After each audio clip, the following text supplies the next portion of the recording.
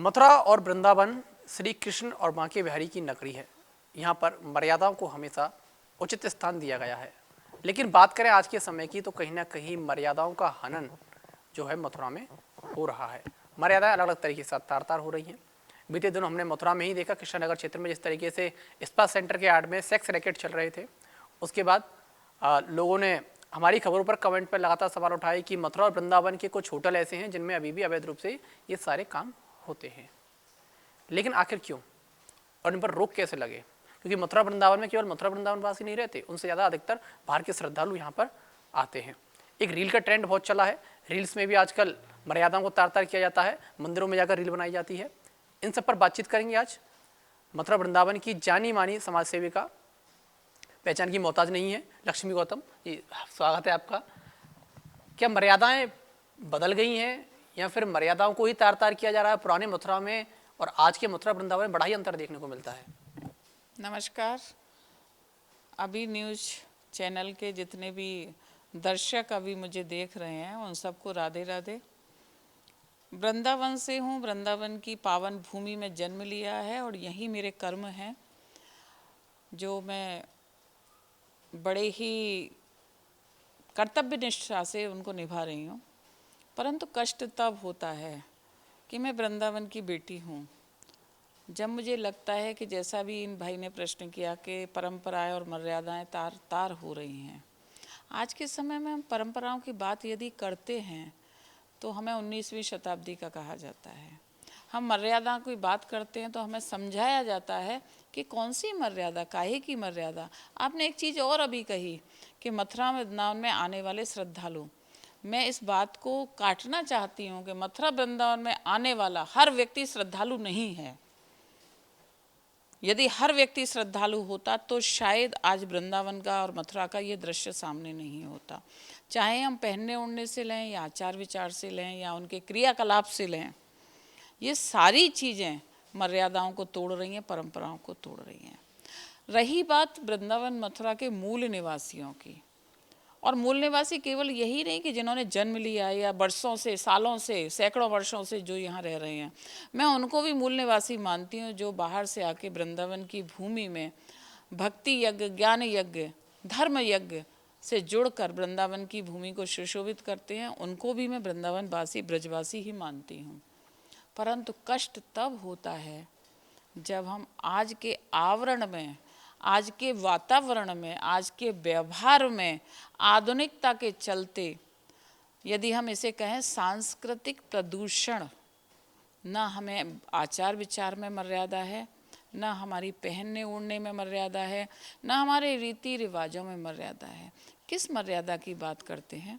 अभी मैं यदि ये कहूँगी कि महिलाएं दबी ढकी अच्छी लगती हैं तो आज की जो लड़कियां हैं ना, वो मेरा विरोध करना शुरू कर देंगी। और ऐसा नहीं कि मैं चैनल पर ही बोल रही हूँ, मैं जब जब जिन कार्यक्रमों में जाती हूँ, गर्ल्स कॉलेज हों या छोटे बच्चों के स्कूल हों, जहाँ मैं बोलती हूँ कि बेटियों को मर्यादा में रहना चाहिए, तो मुझसे सवाल जवाब किए जाते हैं, मुझे तर्क वितर्क किए जाते हैं, कुतर्क किए जाते हैं मुझसे कि आप दबे ढके होने की बात। मैं मानती हूँ कि बेटियों के साथ अनाचार होते हैं, दुराचार होते हैं, परंतु बेटियों को भी मर्यादा में और गरिमा में रहने की आवश्यकता है। राक्षस हर जगह है, परंतु हमें अपनी सीमा रेखा को पार नहीं करना है। परंपराओं मर्यादाओं की कि मैं अपना दिन याद करूं कि शादी के समय आज से 42 साल पहले मेरा विवाह हुआ था। मेरी सासू माँ जो यहाँ इंटर कॉलेज में अध्यापिका थी, साड़ी से सिर ढक कर, उन्होंने साड़ी के अलावा कभी कोई और दूसरा वस्त्र नहीं पहना। क्यों? वो पुराने समय की थी, मैं भी उसी समय में अब पहुंच रही हूँ। हमारे समाज में मान्यताओं के अनुसार व्यवहार और आधुनिकता की दृष्टि से भी मैं समझती हूँ कि साड़ी से उत्तम और परंपरागत पहनावा कोई नहीं है। परंतु जब मैं देखती हूँ, और मंदिरों में भी हमें साड़ी और लहंगे में और ड्रेस में, गोपी ड्रेस में ही जाने की अनुमति होनी चाहिए। हम आधे फटे हुए कपड़े, पेट और पीठ दिखाते हुए यदि हम टॉप पहने, हम घुटने तक की कैप्री पहने, वो भी फटी हुई 4 जगह से, और उन वस्त्रों को पहन के यदि हम आधुनिकता के चोले को ओढ़कर और आधुनिकता को प्रदर्शित करते हुए मंदिर में प्रवेश करेंगे तो लोग हमें देखेंगे, लोगों की नज़र हम तक जाएगी, तो मंदिर की भी मर्यादा खत्म हुई, हमारी भी मर्यादा खत्म हुई। कहने का आशय ये है कि हम घूंघट भले ही न करें, परंतु सामने वाले का अदब, सामने वाले का सम्मान, आज भी हमारे पुराने जितने भी परिवार हैं, परंपरागत परिवार हैं, वहाँ आज की बहुएं और बेटियां, भले ही वो बहुएं 60 साल की हो गई हों, 50 साल की हो गई हों, पर बड़ों के सम्मान में आज भी उनका सिर ढका रहता है। तो ये कायदा है, ये एक परंपरा है, ये एक आचरण है जो हमारे रक्त में रच बस गया है। परंतु मर्यादाएं तार तार हो रही हैं। आपने बिल्कुल सही कहा कि वृंदावन मथुरा में अभी हाल की ही घटना, परसों की घटना ही ले लीजिए आप, जैसा भाई ने कहा कि मथुरा में स्पा सेंटर का जो कांड था, तो पहले भी मैं आपके चैनल पर ही लाइव में बोल चुकी हूँ कि ये समाज विध्वंसता की ओर बढ़ गया है। यदि हम अब भी चेते नहीं, सचेत नहीं हुए, तो समाज का जो ढांचा है वो भर भरा के गिर पड़ेगा। लिव इन की बात करिए, आजकल के लड़के लड़कियां लिव इन में रहना चाहते हैं, शादी विवाह संस्कार में बंधना नहीं चाहते, परिवार में रहना नहीं चाहते। आज से 10 साल बाद की स्थिति क्या होगी समाज की, 5 साल बाद की क्या स्थिति। अभी हमारे आदरणीय मोहन भागवत जी ने कहा कि कम से कम 2 या 3 बच्चे जरूर होने चाहिए, मेरा भी मानना है। परंतु हाई स्टेटस की जो महिलाएं, एक तो शादी करना नहीं पसंद करेंगी, इसी तरीके से लड़के भी विवाह बंधन में नहीं बंधना चाहते, क्योंकि उनको स्वतंत्रता नहीं, स्वच्छंदता चाहिए। और यदि विवाह नहीं करेंगे, लिव इन में रहेंगे, तो जो बच्चा होगा उसे या तो समय जन्म लेने के समय से पहले ही मार दिया जाएगा, और यदि हो भी गया तो उसे इधर उधर कहीं नाली के कचरे में या उसमें डाल दिया जाएगा, क्योंकि न उसे माँ का नाम मिल सकता है और न पिता का नाम मिल सकता है। तो ये हमारे समाज की ऐसी विध्वंसक परिस्थितियां चल रही हैं कि जिस पर बहुत चिंतन करने की आवश्यकता है। परंतु अफसोस, बेहद निराशा, जैसे परसों वाला जो घटनाक्रम हुआ है, मैंने परसों पूरे दिन उस पर लिखा क्योंकि मेरा मन बहुत बेचैन था। कल भी मेरा मन बेचैन था और आज भी मेरा मन बेचैन है कि एक युवती जो 18 से 20 साल के बीच की उम्र की है, ग्रेजुएशन कर रही है, वो किसी साधु के चक्कर में पड़ के या तो तंत्र विद्या या मंत्र विद्या या जादू या टोना, मैं भले ही नहीं मानती पर लोग कहते हैं कि होता है, या उसको कुछ ऐसा पदार्थ खिलाकर उसकी मानसिक स्थिति को इतना विक्षिप्त कर दिया गया कि वो बच्ची निकेट होकर, एकदम शरीर पर निब्रस्त होकर, 1 भी इंच उसके शरीर पे कपड़ा नहीं था और वो पूरी गली में उसने चक्कर लगाया है। वो शिवलिंग पर बैठी। कितना बड़ा हमारे सनातन का अपमान है, हमारे भोले बाबा का अपमान है, हमारे महादेव का अपमान है। उस आश्रम में उसको एंट्री कैसे मिली? जो बाबा लाया था वो आश्रम में क्यों लेके गया? किसने दी उसको एंट्री? और इतनी हरकत करने की उसको आदेश किससे मिला? या उसकी मानसिक स्थिति खराब थी तो उसने ऐसा किया, तो वहाँ उपस्थित लोगों ने उसे रोका क्यों नहीं? और सबसे बड़ी बात कि 3 दिन इस घटना को हो गई, ये शनिवार की घटना है, आज तक किसी भी धर्म को मानने वाले, धर्माधिकारी, सामाजिक संगठन के लोग, वृंदावन के बुद्धिजीवी लोग, मथुरा के बुद्धिजीवी लोग, जो हमारे वरिष्ठ समाज सेवक कहे जाते हैं, हिंदूवादी नेता, किसी की भी एक आवाज़ नहीं आई कि ऐसा क्यों हुआ, इस आश्रम में क्यों हुआ। अभी 2-3 दिन पहले की घटना है कि एक युवती को 3 रिक्शे वाले, जिनको एक अन्य संप्रदाय का बताया जा रहा है, वो एक होटल में ले गए जहाँ से उन्हें पकड़ा गया। तो ये वृंदावन मथुरा की कहानी आम बन चुकी है। अब इसमें आश्चर्य नहीं होता, इसमें आश्चर्य नहीं होता। अब आश्चर्य नहीं होता, लेकिन आप कोई सवाल क्यों नहीं उठाता? 3 दिन से लगातार आप आवाज़ उठा रही हैं, आपने पोस्ट भी की इस चीज़ को लेकर। कल भी धीरेन्द्र कृष्ण शास्त्री सभी संतों के साथ मिले, लगभग संख्या बता रही थी 5000 संत बैठे, इकट्ठे हुए, सनातन पर जोर दिया गया कि सनातन को कैसे मजबूत किया जाए। एक यात्रा उनके द्वारा निकाली जाएगी दिल्ली से, जो वृंदावन में आकर समाप्त होगी। तो ये आवाज़ ही नहीं उठेंगी इन चीज़ों की, संस्कृति को लेकर, तो ये कैसी यात्रा? क्या प्रचार करने के लिए यात्रा है? देखिए, उनकी यात्रा का जो उद्देश्य है वो यहाँ पर जो नशीले पदार्थों की बिक्री और इन सब को लेकर सनातन की रक्षा के लिए उनकी यात्रा का आह्वान किया जा रहा है। हम भी सम्मान करते हैं, स्वागत करते हैं कि ऐसी यात्राओं से लोगों में मोटिवेशन आता है। परंतु सनातन में मातृशक्ति शक्ति रूप में पूजी जाती है। आज यदि एक बच्ची नग्न रूप में सड़कों पर गलियों में घूम रही है तो हमारा सनातन क्या कष्टित नहीं हो रहा होगा? हमारे सनातन को कष्ट नहीं, हमारे सनातन पर उंगली नहीं उठाई जा रही। मुद्दा ऐसा है, उस पर बोलना चाहिए। क्यों नहीं बोले लोग? क्या लोगों को मालूम नहीं है? पता है लोगों को, पर सब ये कहते हैं हमें क्या, जो हो रहा है होने दीजिए। और वृंदावन में इसी वजह से, मथुरा में इसी वजह से, मथुरा और वृंदावन के आसपास के क्षेत्रों में इसी वजह से कुकर्म, व्यभिचार इतने बढ़ गए हैं कि आज यदि मैं आवाज़ उठाने आऊँ तो मेरे कम से कम 1000 लोग दुश्मन हो जाएंगे। जी बिल्कुल। आवाज़ कह लें, चाहे नसीहत कह लें, या फिर कह लें कि जो बयान थे अनुरुद्धाचार्य जी महाराज के, उन्होंने भी तमाम बयानबाजी की कपड़ों को लेकर कि महिलाएं ऐसे कपड़े पहने वैसे ना पहने। जब उन्होंने उनकी रील लगातार वायरल होने लगी, उनकी वीडियो काट काट काट कर भेजने लगी, सोशल मीडिया वायरल हुई, तो उनको ही लोग टारगेट करने लगे कि बाबा क्यों आखिर हमें मतलब ये क्या सिखा रहे हैं कि हमें क्या करना चाहिए क्या नहीं करना चाहिए। वही देखिए, बिल्कुल वैसे अनुरुद्धाचार्य जी ने जो भाव था वो गलत नहीं था, परंतु उनका कहने का ढंग थोड़ा सा ऐसा हो गया। हो सकता है उन्होंने इन परिस्थितियों को देख के ऐसा कहा होगा, या हमारे प्रेमानंद महाराज जी ने भी जो कहा, बात अक्षर से सत्य है। समाज का परिदृश्य यही है, परंतु हमारा बोलने का तरीका या हमारे शब्दों का चयन हो सकता है ऊपर नीचे हो गया। और ये केवल वही महिलाएं, वही लड़कियां इसका विरोध कर रही हैं जो स्वच्छंद हैं, जिन्हें परंपरा पसंद है, जिन्हें मर्यादा पसंद है, जिनके ऊपर घर का नियंत्रण है। ऐसी बच्चियां जो अपने माता पिता का सम्मान करती हैं, अपने समाज का सम्मान करती हैं, अपने मोहल्ले वालों का सम्मान करती हैं, अपने शहर का सम्मान करती हैं, वो घर से निकलने से पहले 100 बार सोचेगी कि मुझे कोई देख तो नहीं रहा, क्योंकि उससे उंगली उठेगी। आज भी हम कितने भी पढ़ लिख जाएं, हम कितने भी ब्रॉड माइंडेड हो जाएं, परंतु बेटी की अस्मिता पर यदि प्रश्न चिन्ह लगता है किसी भी कारण से, तो वो प्रश्न चिन्ह समाज उस बेटी को उंगली उठाता ही है। तो हमें क्यों नहीं ध्यान रखना चाहिए? हमें ध्यान रखना चाहिए। इसके जिम्मेदार भी हमें। कहते हैं कि बच्चा जो होता है अब वो कुमार की माटी की तरह होता है, जिस सांचे में उसे ढालेंगे उसी तरीके से वो ढलेगा। जो युवा पीढ़ी है वो तो है तो हमसे ही आज के समय में।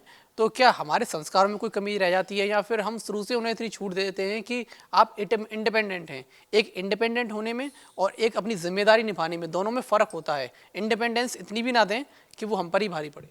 देखिए, आज से 20 साल पहले का भी समाज देखेंगे, और बहुत बड़ी नहीं बात कहूँ तो 15 साल 10 साल पहले का भी समाज देखेंगे, तो आज के परिदृश्य में और उस समय के परिदृश्य में ज़मीन आसमान का अंतर है। उस समय इतना बवाल नहीं था, क्योंकि सोशल मीडिया पर, एक ही उदाहरण दूंगी, रील और इंस्टाग्राम जैसी चीज़ें नहीं थी। आज पता नहीं किस लालच में, किस मृग तृष्णा में हमारे समाज की महिलाएं, हमारे समाज की बेटियां ऐसी ऐसी रील बनाती हैं, और उसका केवल पीछे एक मोटो होता है कि मैं लोगों में फेमस कैसे हूँ, मुझे कितने व्यूअर्स मिले, मुझे कितने लाइक मिले, मुझे कितने कमेंट्स मिले। अरे आप अच्छे काम करिए, उससे भी आपको लाइक। पर हाँ, ये भी सच है कि लोग अच्छे कामों पर, या जैसी मैं पोस्ट करती हूँ ना, उस पर लिखना और लाइक करना पसंद नहीं करते। आप एक अर्धनग्न महिला की कोई तड़कते भड़कते गाने पर तड़कता भड़कता हुआ डांस की रील डाल के देखिए ना, 5 मिनट में आप पर सैकड़ों व्यूअर्स और सैकड़ों लाइक, और कमेंट भी इतने भद्दे कमेंट कि जिनको पढ़ा नहीं जाता। तो सोचना उन महिलाओं को चाहिए, सोचना उन बहनों को चाहिए, सोचना उन बेटियों को चाहिए, उन बेटियों के पतियों को सोचना चाहिए, उन बेटियों के पिताओं को सोचना चाहिए कि आपके घर से यदि ये रील वायरल हो रही है, आपकी बेटी की बन रही है, आपकी पुत्र वधू की बन रही है, आपकी पत्नी की बन रही है, तो वो कैसे बन रही है और कैसे। पहले समय में मालूम क्या कहते थे कि पिता के साथ यदि एक बेटी जा रही है, और भाई के साथ यदि एक बहन जा रही है, पति के साथ यदि पत्नी जा रही है, और कोई जरा उसे देख ले, तो ना पति पे बर्दाश्त होता था, ना भाई पे बर्दाश्त होता था, ना पिता पर बर्दाश्त होता था। ऐसे मैंने कितने उदाहरण देखे हैं कि तूने मेरी बेटी को देखा कैसे, गंदी नज़रों से देखा कैसे। और सही है, वो पिता नहीं जो अपनी बेटी के सम्मान की रक्षा नहीं कर सके, उसकी इज्जत की रक्षा नहीं कर सके। परंतु आज घरों में बच्चे रील बना रहे हैं, पति पत्नी नाच रहे हैं, बच्चे माँ की रील बना रहे हैं, भाई बहन की रील बना रहा है, पिता पुत्री की रील बना रहा है।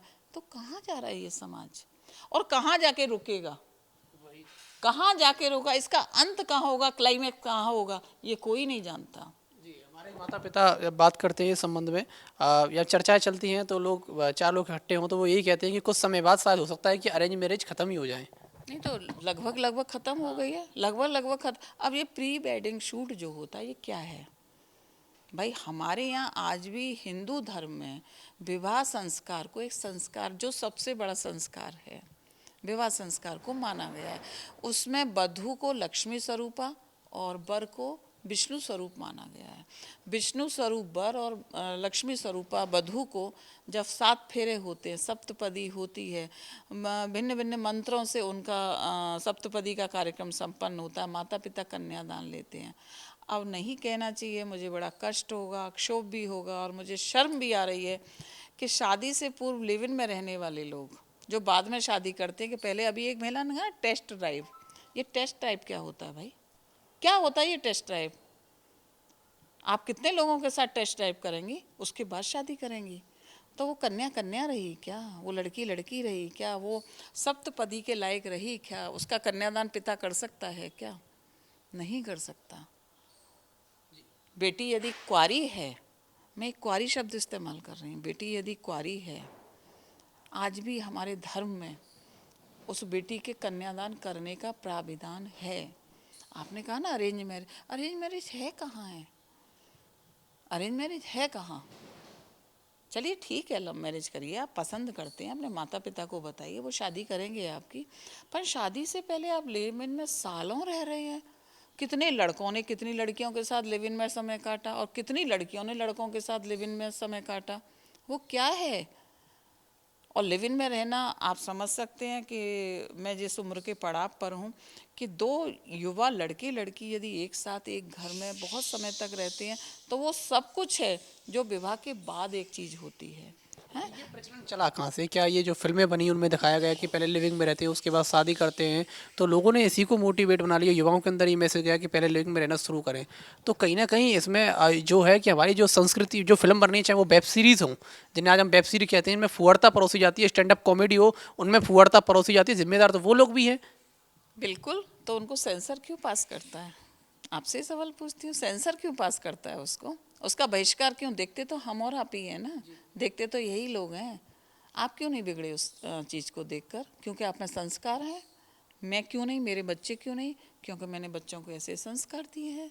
इसी समाज में, इसी वृंदावन में, इसी मथुरा में आप भी रहते हैं, मैं भी रहती हूँ, तो वो असर सब पर क्यों नहीं? ये संस्कार है। ये माता पिता हमें, जो लोग कहते हैं बच्चे हमारी सुनते नहीं हैं, बच्चे हमारी बात मानते नहीं हैं, क्यों नहीं मानते आपकी बात? आपने बच्चों को अनुशासित किया, कंट्रोल किया। उन्हें अनुशासन में जाने से पहले, पाठ पढ़ाने से पहले आपको स्वयं अनुशासित रहना होगा।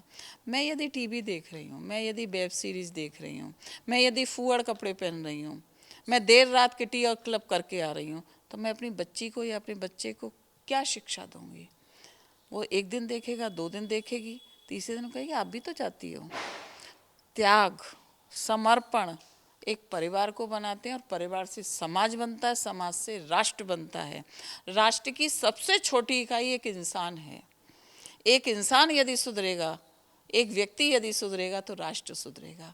और आज घर घर, हर मोहल्ले में, हर गांव में, हर कस्बे में ऐसी बाढ़ आई हुई है। फिर दोबारा कहूँगी कि ये बाढ़ कहाँ रुकेगी जाकर? पूरी हमारी सनातन संस्कृति को, हमारी परंपराओं को, हमारी मर्यादाओं को, हमारे सामाजिक ढांचे को, हमारे परिवार को, हमारे समाज को और हमारे राष्ट्र को किस कगार पर ले जाकर खड़ा करेगी, किसी को नहीं पता। जी बिल्कुल, हम देखते भी हैं, चाहे मथुरा वृंदावन के मंदिर के ही हों, खासकर प्रेम मंदिर हो, चार धाम हो, बिहारी जी हो, मथुरा का श्री कृष्ण जन्म स्थान हो। हालांकि श्री कृष्ण जन्म स्थान में अंदर फ़ोन अलाउड नहीं है, लेकिन जिन मंदिरों में अंदर फ़ोन अंदर ले जाने के लिए अलाउड है, वहाँ पर रील्स लगातार बनती हैं और बनती हैं, अपलोड होती हैं, लोग तारीफ़ करते हैं, उन्हें शेयर करते हैं, लेकिन ये मर्यादाओं को बिगाड़ती है। तो इसके लिए शायद ये कदम उठाया जा सकता है कि मंदिर के अंदर फ़ोन आप लेकर ना जाएं। ये क्यों नहीं होता है कि अगर मंदिर के अंदर आप फ़ोन ना लेकर जाएं, जैसे श्री कृष्ण स्थान में अगर आप दर्शन करने जाते हैं तो अंदर फ़ोन अलाउड नहीं है, वहाँ रील नहीं बनती। देखिए, मैं एक उदाहरण दूं। आपने ठीक कहा कि जन्म स्थान पर रील नहीं बनती क्योंकि वहाँ अलाउ नहीं है। वैष्णो देवी मंदिर में भी शायद आपको मालूम है, जो नया वैष्णो देवी, चार धाम तो अभी बना, वैष्णो देवी में भी मोबाइल जमा करा लिए जाते थे, लॉकर बाहर थे। और भारत में मैंने जहाँ जहाँ तीर्थ यात्राएं की हैं वहाँ मोबाइल बैन है, नहीं जाते अंदर। ये अच्छी परंपरा है, क्योंकि एक तो हमारा ध्यान मोबाइल पर ही रहता है, फ़ोटो खींचने में ही रहता है, रील बनाने में ही रहता है। हम भगवान जिसको दर्शन करके हज़ारों कोस की दूरी पार करके जाते हैं और भगवान में हमारा ध्यान ही नहीं है। एक उदाहरण बताती हूँ आपको। आपने कहा कि फ़ोन बैन हो जाना चाहिए। बैन तो बिहारी जी में भी फ़ोटो खींचने पर और वीडियो चलाने पर था, लाइव दिखाने पर था। बैन था कि नहीं था? है था। तो फिर कैसे फ़ोटो वायरल होते हैं, कैसे लाइव दिखाए जाते हैं, कैसे वीडियो बनते हैं? और शर्म तो तब आती है जबकि भगवान की जो सुख सेज है, जहाँ पर भगवान शयन करते हैं, वहाँ तक की भी वीडियो वायरल हुई है।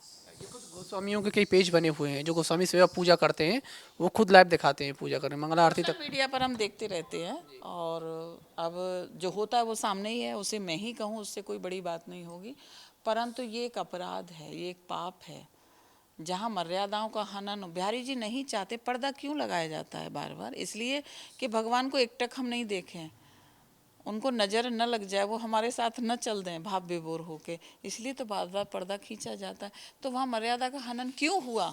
और ये कुछ समय से पहले हुआ है, और इसके पीछे केवल एक प्रसिद्धि या एक धन का लालच, इसके अलावा कुछ नहीं है। तीसरा दिखावा, कि बस दिखावा। तो ये थी हमारे साथ समाज सेवी लक्ष्मी गौतम।